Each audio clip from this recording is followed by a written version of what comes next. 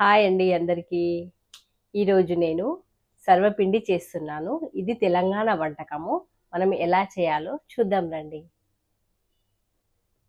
దీంట్లోకి నేను ఉల్లిగడ్డ, పచ్చిమిర్చి పేస్టు, జీలకర్ర, కొంచెం ఎల్లిగడ్డ ఇవి దంచి పెట్టుకున్నాను. దాంట్లోకి శనగపప్పు తీసుకున్నాను. ఇది కొంచెం నానబెట్టి పెట్టుకోవాలి. కరివేపాకు తీసుకున్నాను. ఇది చిన్నగా కట్ చేసి పెట్టుకోవాలి. పల్లీలు ఎంచుకొని పొట్టు తీసి పెట్టుకోవాలి. ఓమ ఒక స్పూన్ వరకు ఓమ కంపల్సరీ వేసుకోవాలి. ఓమతోనే టేస్ట్ ఉంటుంది. దాంట్లోకి కొంచెం కారం తీసుకున్నాను. దానికి సరిపోయినంత కొద్దిగా ఉప్పు, మళ్ళీ కొత్తిమీర కూడా వేసుకోవాలి. ఇప్పుడు మనం ఎలా చేయాలో చూద్దాము. ఉప్పు వేసుకుందాము, కారం వేసుకుందాము, కరివేపాకు, పల్లీలు,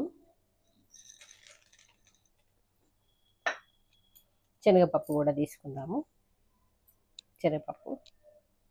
శనగపప్పు కూడా వేసుకోండి, చాలా బాగుంటుంది.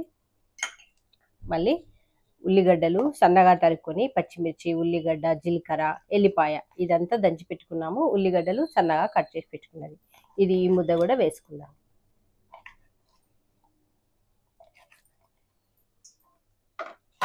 దీంట్లోనే మళ్ళీ ఓమ కూడా వేసుకుందాము. ఒక స్పూన్ వరకు ఓమ మంచిగా నలిపి ఓమ వేసుకుంటే చాలా బాగుంటుంది. ఓమ కంపల్సరీ వేసుకోండి. ఇది ముందుగా మనము నీళ్లు పోయకుండా పిసుక్కొని పెట్టుకోవాలి. తర్వాత మనకు వాటర్ ఎంత అవసరం ఉంటే అంత వాటర్ పోసుకొని కలుపుకుందాము. మళ్ళీ నువ్వులు కూడా వేసుకుందాము. దీంట్లో కొత్తిమీర కూడా వేసేసుకుంటున్నాం.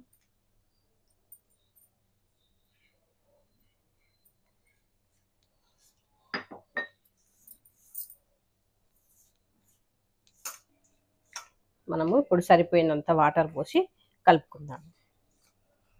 మంచిగా రొట్టెకు ఎట్లా చేసుకుంటామో అలాంటి ముద్ద వేసుకోవాలి. బాగా మెత్తగా చేసుకోవద్దు, బాగా గట్టిగా చేసుకోవద్దు. మనం ఒక రొట్టె ఎలా చేస్తామో అలా చేసుకోండి.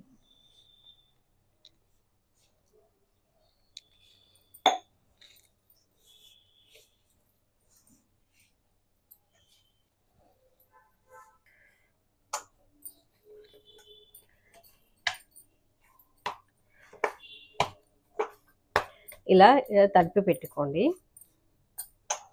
మంచిగా ఇట్లా మెత్తగా ఇట్లా రొట్టె చేయడానికి వచ్చేటట్టుగా ఉండాలి.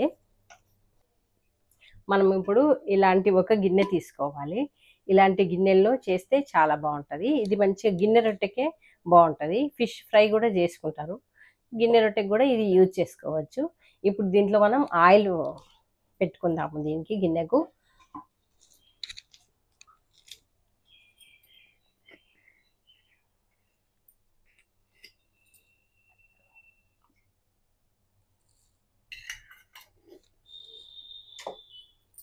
అంతటా గిన్నె మొత్తము ఆయిల్ పెట్టుకోవాలి.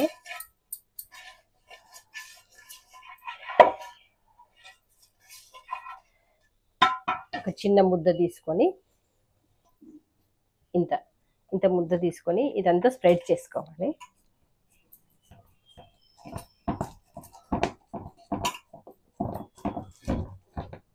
కొంచెం మందంగానే ఒత్తుకోండి, బాగా సన్నగా ఏం ఒత్తుకోవద్దు. ఇంకా కొద్దిగా పడుతుంది. ఇది ఎందుకంటే ఇది పెద్ద గిన్నె కదా, ఇంకా కొంచెం తీసుకుంటాం. చూపి దగ్గరికి.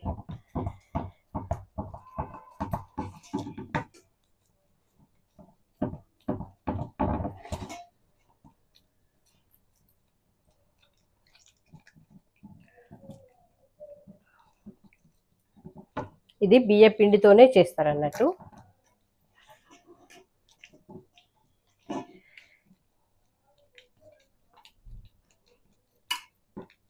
మనము హోల్స్ పెట్టుకోవాలి. దీనికి హోల్స్ వేసుకుందాము. ఇట్లా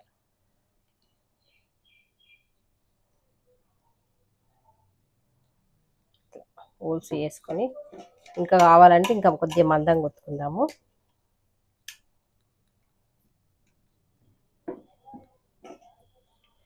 ఇలా చేసుకొని మనము స్టవ్ పైన పెట్టుకొని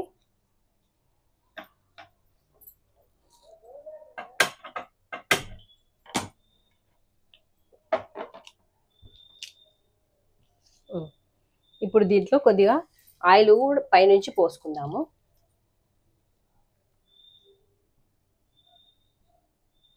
మంచిగా గోలుతుంది. ఆయిల్ కొద్దిగా ఎక్కువ వేసి మంచిగా గోలుతుంది అన్నట్టు.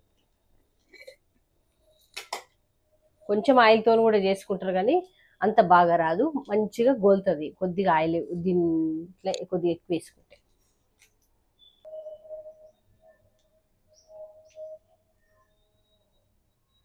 మంచిగా ఇది ఎర్రగా గోలాల.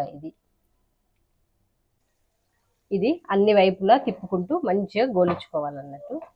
గోలే వరకు తిప్పుతా ఉండాలి, అటు ఇటు అన్ని సైడ్లా.